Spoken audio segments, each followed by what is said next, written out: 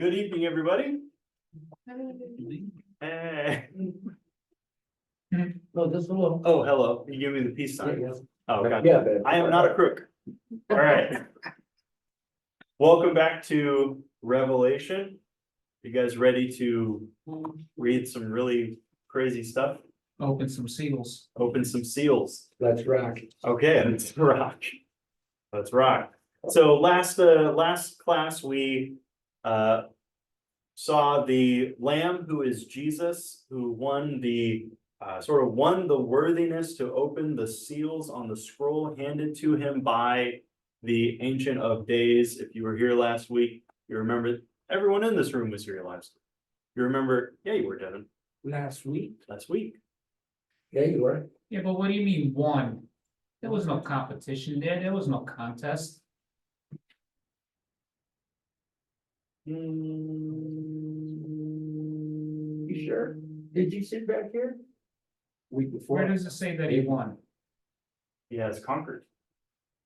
The word conquer or overcome means victory, Okay. to win. Okay. So he won. He won. Got So all of these seals, we'll keep in mind as we read, all of these seals are things that would happen to not exactly the Roman Empire at large, but happen to the region or the community that John is speaking to. They would happen to that part of the world. I mention that specifically because when we get to I want to say when we get to the sixth seal, then we'll want to, or really the first seal, we'll want to keep in mind that these are things that are happening to that region and not things that that region is doing per se. When we talk about what the white horse means, that'll become apparent why I'm saying that. So let's real quick read through the portion that we have on the screen. This is the first three seals, and it's everyone's favorite passage from Revelation. The four horsemen of the apocalypse, right? So can I get a volunteer to read for us the first 6 verses of chapter 6? Matt. I will try. Matt, I got it. you got it. Okay, good. I watched as the Lamb opened the first of the 7 seals. Then I heard one of the 4 living creatures say in a voice like thunder, "Come." And I looked, and there before me was a white horse. Its rider held a bow, and he was given a crown, and he rode out as a conqueror bent on conquest. When the Lamb opened the 2nd seal, I heard the 2nd living creature say, "Come."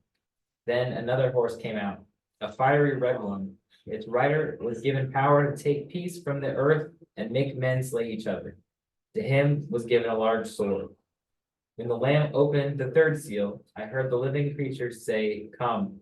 I looked, and there before me was a black horse. Its rider was holding a pair of scales in his hand.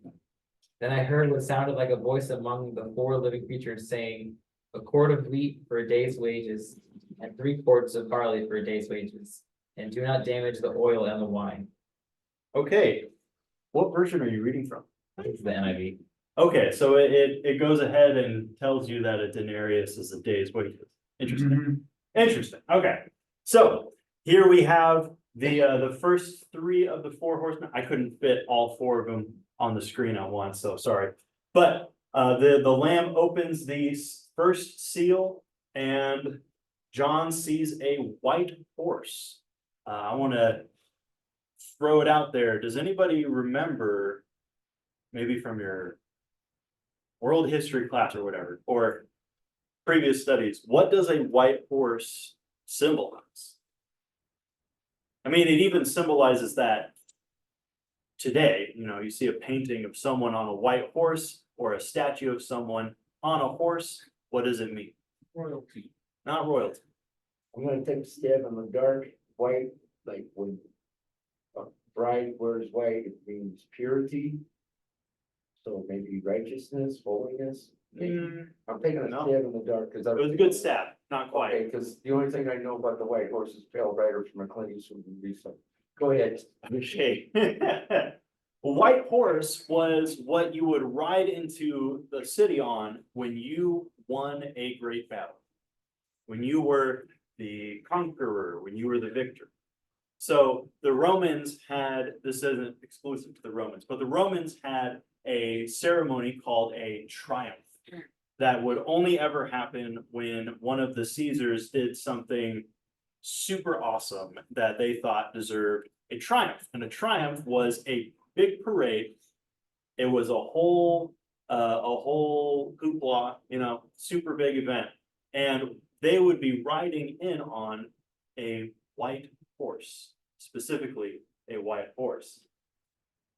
When someone enters the city on a white horse, it is signifying that they have won some kind of battle and that they deserve for you all to celebrate that they won this battle. Notably, we have in the Bible someone riding in to a city and everybody starts celebrating. That would be Jesus on a donkey. That would be Jesus, but he's not on a white horse, he's on a Donkey. donkey, and the donkey is a symbol not of conquest and war, winning a war, but a symbol of peace. Symbol of bringing peace. So if you rode in on a donkey, you're not bringing a war, or you're not even being associated with a war, you're being associated with peace. But this rider on the white horse, it's meaning that he is like a conquering kind of symbol. And of course, I say symbol because Revelation is a book of symbols and not literal things. Now, its rider had a bow and a crown was given to him. So this word crown, we talked about the word for crown back at the beginning of our discussion of Revelation. It's the word Stephanos, where the name Stephen comes from, but it's not a royal crown, the big pointy one, but it is some people call it a victory crown, which is if you were an athlete and you won first place, they would give you a victory crown, which is a wreath, usually twisted out of like olive branches or something like that. Sometimes it was made of gold. It was a really big event, something really fancy, and they would place it on the victor's head. It was the victory crown called a Stephanos. The other word for crown, like a royal crown, is diadema, and that will appear in Revelation when we talk about like the dragon, all that. But he has a victory crown, and he also has a bow. So he's a rider with a bow, and this kind of gives a clue as to what John is talking about. These are all symbols of something, and we remember that he says that these all are going to happen soon. So we got a war, we got whoever or whatever country this represents winning, coming in on a white horse, conquering, and it has a bow, and that's a signifier of its like identity for some reason. In the ancient world, especially like the Roman ancient world, there was one country that was known for employing mounted archers. Like this was like before the Mongols. Mongols are famous for mounted archers. But in the Roman ancient world, Parthia or Persia, as they're also known, was famous for employing mounted archers in combat. Or really they were infamous because it would make every single fight anyone had against them an absolute nightmare because you had people zipping around you on horses, firing arrows at you. Just awful experience for sure. So Parthia, we talked about it at the beginning of our discussion on Revelation again. But Parthia was sort of the boogeyman for Rome, for all of Rome. Parthia was right there. And for a big multi-nation spanning empire, the one thing that they fear is the other big multi-nation spanning empire, like how in the 50s to 80s, the only thing America was afraid of was Russia. Right, the USSR? USSR was our boogeyman. Parthia was Rome's boogeyman. And it was, if you're talking about who John is writing to, he's writing to the churches in Asia. They're right there. They're their neighbors. They are within striking distance, so this sort of cluing us in that this is Parthia or Persia is very telling. He's saying sometime soon, this is gonna happen soon. Parthia is going to sort of range into your territory and they're gonna enter the city. And they're gonna have sort of a triumph parade of their own. The reason why I bring this up and the reason why I talk with it with such certainty is because this war we know happened. This happened, well, war with Parthia because they were the boogeyman. It's not anything uncommon.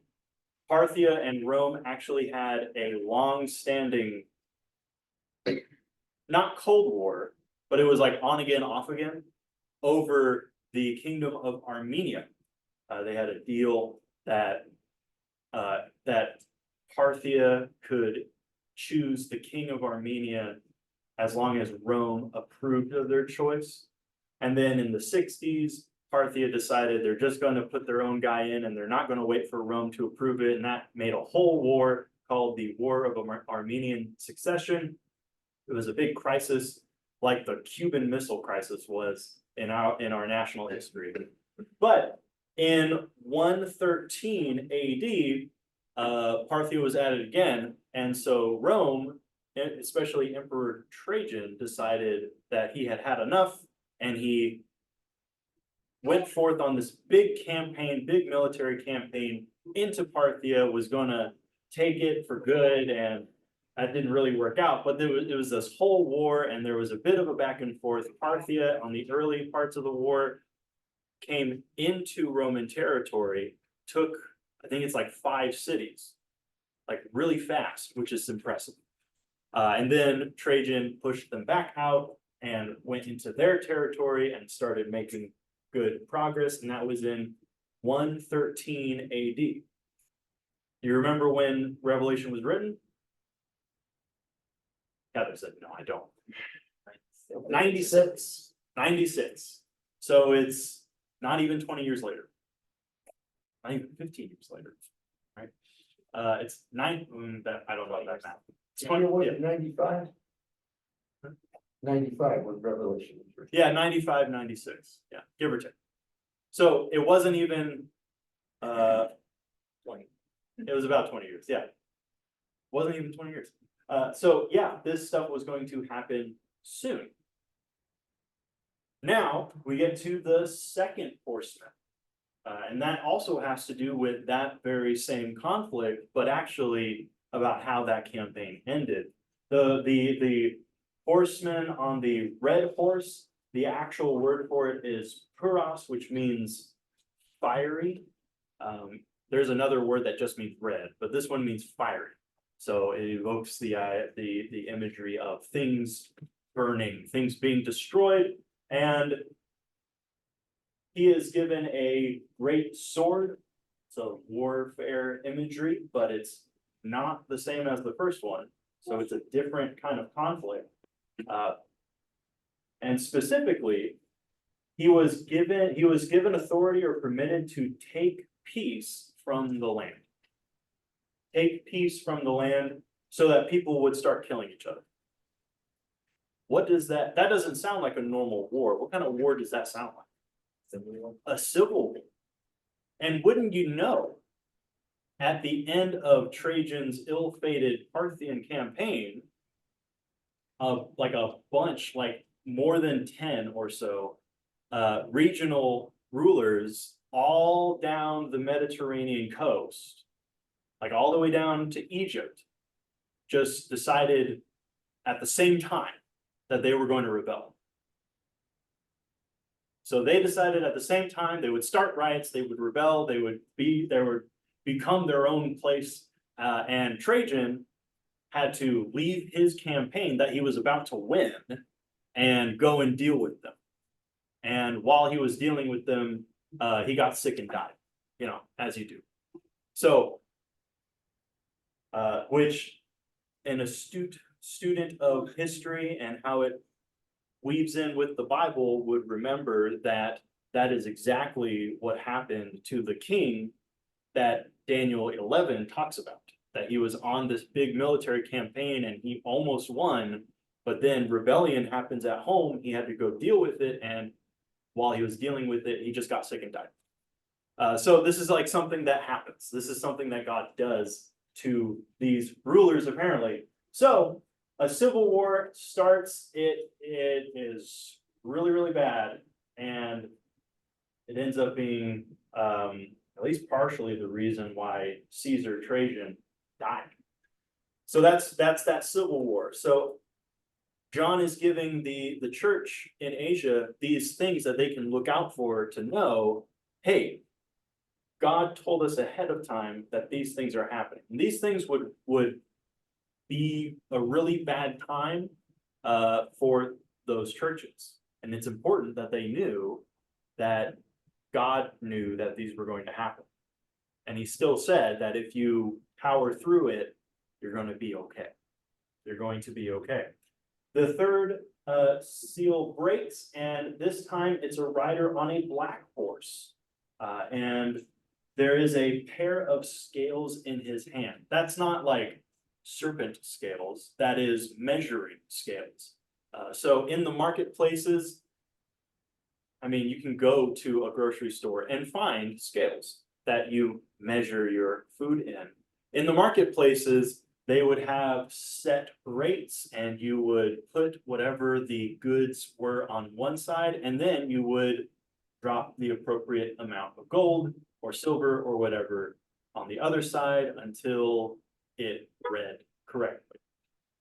That's why in the book of Proverbs, Solomon says at least 2 times that God hates it when someone uses unjust or tampered with scales, because it's a matter of not cheating your customers. Yes, I have a question. You mentioned cheating the customers. sure. Didn't they cheat the customers when they were selling the animals for sacrifice at the temple, and Jesus caught him doing that too? Okay, I could be wrong. Go ahead. I want to read about the study. The implication is they were. But I'll leave it at that. Okay, the implication is they were. So he has these scales in his hand, which implies that whatever he is about to do to the people has to do with the market, buying food and stuff. And of course, he says a quart of wheat for a denarius, or a day's wages, 3 quarts of barley for a denarius. I don't know if I have those in the right order or not. I might have typed that wrong. Does the wheat come first or does the barley come first? I think quarter weeks. So we can, Okay, okay. But he says, do not harm the oil and the wine. So this specific measurement, or this specific measurement, a quart of wheat and 3 quarts of barley was a contemporary sort of standard for how much it took to feed a family of 4. I had to do a lot of digging to find that information, but it is the ancient standard for how much food it took to feed a family of 4. Wheat is more nutritious than barley, and so you could do 3 quarts of barley or a quart of wheat. A denarius, like Matt's version said, is a day's wages. So it's a family of 4 surviving on a day's wages. It's doable, but not if you have more than 2 kids. Which, you know, obviously some people did. So this is essentially saying living paycheck to paycheck. You like not being able to save anything up. You're just surviving. And then it's still unstable. My phone's right there, anyway. But then consider, if you know the book of Revelation, consider later on that it mentions that anyone who wasn't willing to sign on their allegiance to Rome was then not allowed to do business. So now you're in the middle of a famine. And We're gonna say, dog owners, and you're in the middle of a famine and you're living paycheck to paycheck, and then now no one lets you work for them anymore. Wow, so things get bad very, very quickly. So on one level, it's like, it's livable, you can survive, but on another level, you're in a very, very precarious situation in this famine. Now, talking historically, this famine did actually happen. There wasn't like a drought or anything, but Rome set itself up for famine because almost all of its wheat and almost all of its barley, all of its grain, so all the stuff you use to get bread, came from Egypt, or at least most of it came from Egypt. So they put all their eggs in one basket. Then, not very long after Trajan's failed campaign, just about 20 years after, there was this thing called the Bar Kokhba revolt, which was the last Jewish revolt. So you had the Jewish revolt in 70 AD, temple gets destroyed. Then you had a second Jewish revolt in the interim, and a lot of people died. Then you have the last Jewish revolt, which was called the Bar Kokhba revolt. And this happened about a decade, I'm reading now, after Trajan's campaign. And it happened all across the Eastern and the Southern Empire, which includes Egypt. You could find this specific information. I found it today. If you go and you look up the sort of battle records of Legion II, of the Roman legions, specifically that they were the only legion in the area, and all of a sudden, all these riots start happening. Very stressful time for them. But that happened in Egypt, and it left Egypt in shambles. The revolt was suppressed, but like all the fields were burned, all the cities were broken. It left the breadbasket of the world in shambles, and it caused famine. There wasn't enough food to go around, and so the price, of course, goes up, and all of a sudden now you have to just start surviving. So no bread, you get a famine. Also to note is that this sort of phrase right here that he's saying, hey, a quart of wheat for a denarius and 3 quarts of barley for a denarius. This is what was known as a merchant call. We don't do merchant calls anymore because we don't have a lot of merchants peddling their wares, unless you go to like a farmer's market. But in the market, it would be a super loud place because all of these merchants are calling out their prices. And obviously you would only call out a competitive price. So this quart of wheat for a denarius and 3 quarts of barley for a denarius, that is just a barely livable amount to eat, is a competitive rate. So the famine is bad. It's very bad. And it was caused by the sort of civil unrest that plagued this time. So any questions about the first 3 horsemen? They all sort of build on each other, you notice. That's why they are so obviously like a set. They build on each other. First there was the war, then the war gave rise to the Civil War, and the Civil Wars gave rise to the famine. And then obviously we're going to have the 4th horseman. So any questions about the first 3? It's not a whole lot of super interesting stuff going on, but now we have the 4th seal, and I believe all the way through the 5th one. Who wants to read this? Give it a shot. When he opened the 4th seal, I heard the voice of the 4th living creature saying, "Come and see." So I looked, and behold, a pale horse.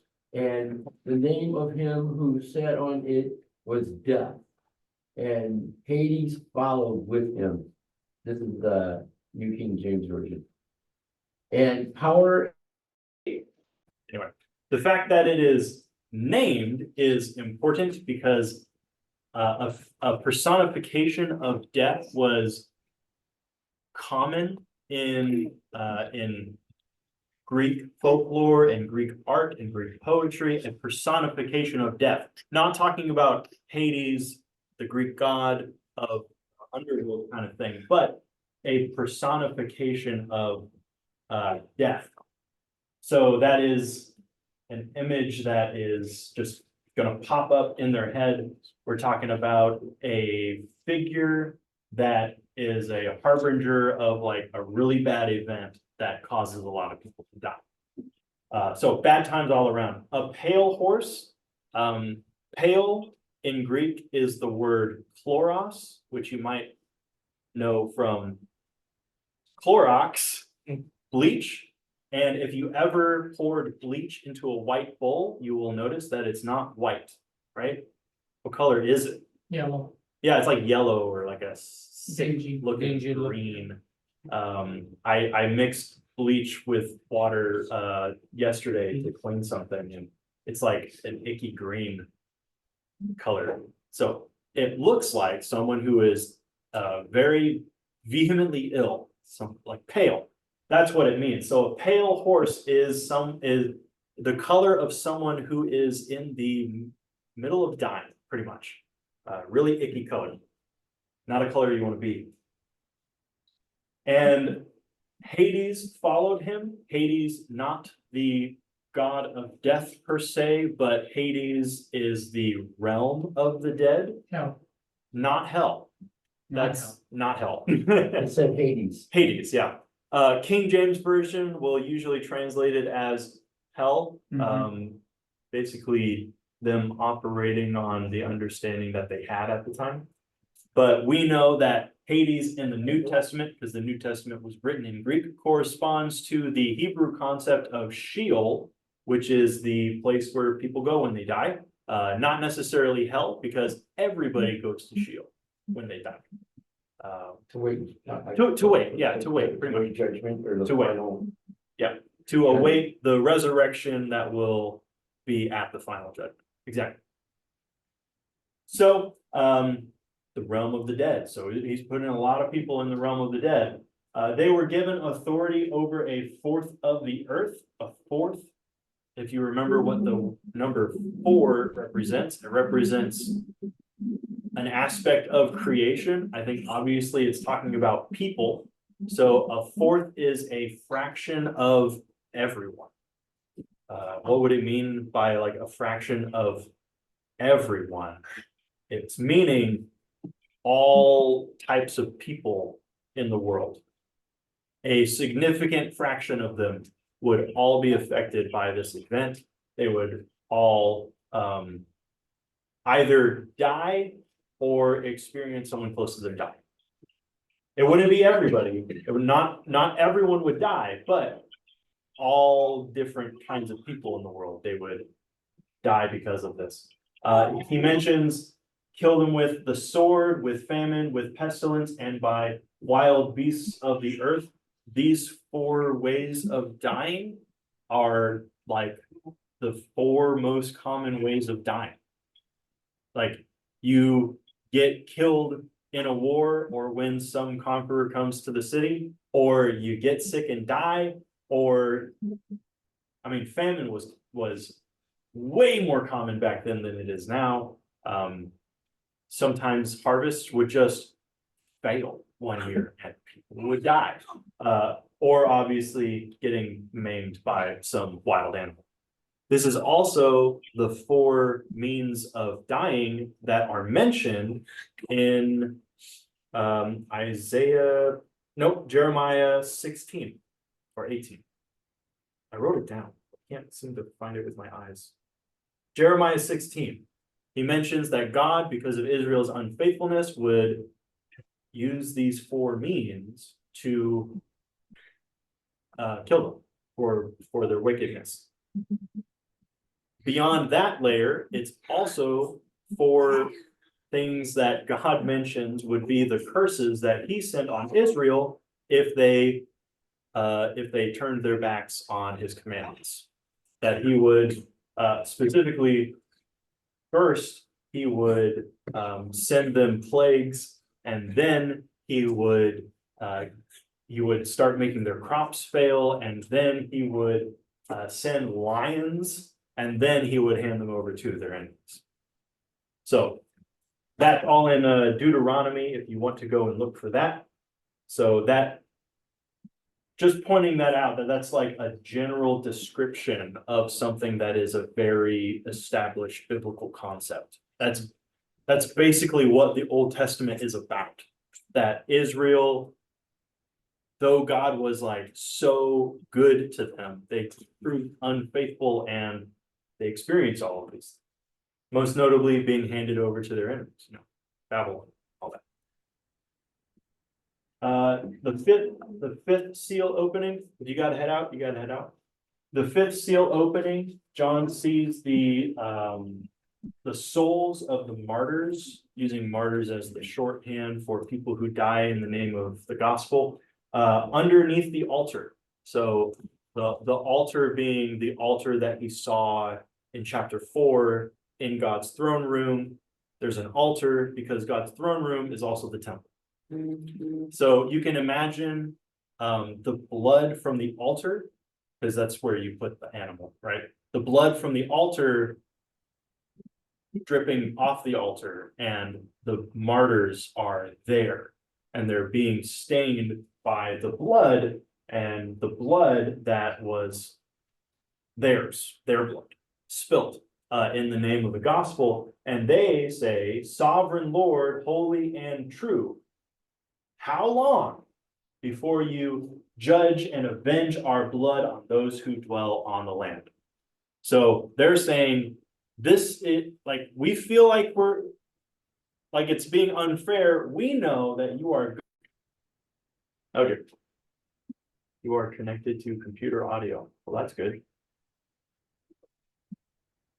Let me just minimize this.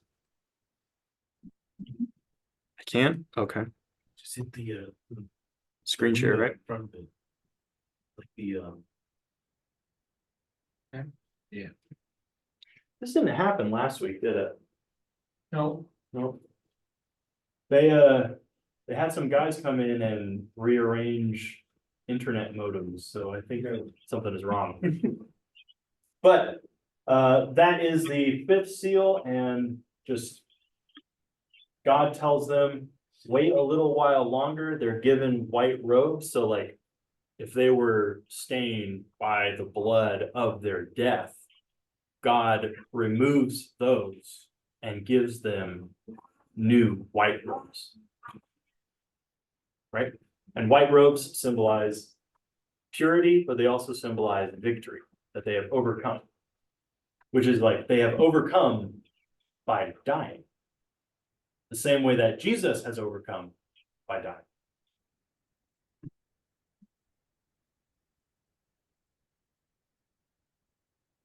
All right. Got the sixth seal. This is the longest seal, but who wants to read this one? Can I read it from there? We're gonna go until we get to the seventh seal, so if you gotta head out, you can go. Devin? I read it from there? yeah, Yeah, man. I'll read it, then I'll leave. Quick, John. Okay. When he opened the sixth seal, I looked, and behold, there was a great earthquake. And the sun became black as sackcloth. The full moon became like blood, and the stars of the sky fell to the earth as the fig tree sheds its winter fruit when shaken by a gale. The sky vanished like a scroll that is being rolled up, and every mountain and island was removed from its place.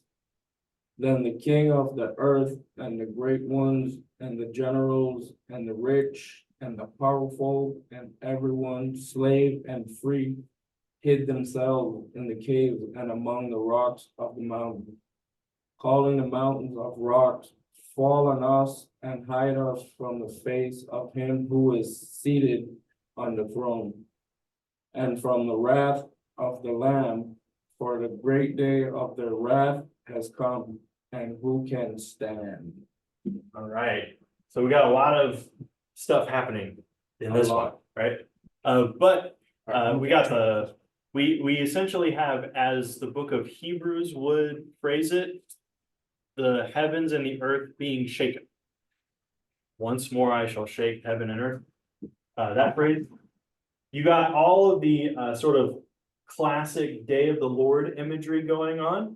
We talked about Day of the Lord at the first class, that it always sounds like the end of the world, but it's always talking about a traceable historic event, like one that is not the end of the world, but it's like a really cataclysm. It's like a cataclysm, but it's not the end of the world. So we have all of the classic Day of the Lord imagery: earthquake, sun goes dark, moon turns red like blood, stars falling out of the sky. Which And would be a metaphor or symbolic of meteorites or something.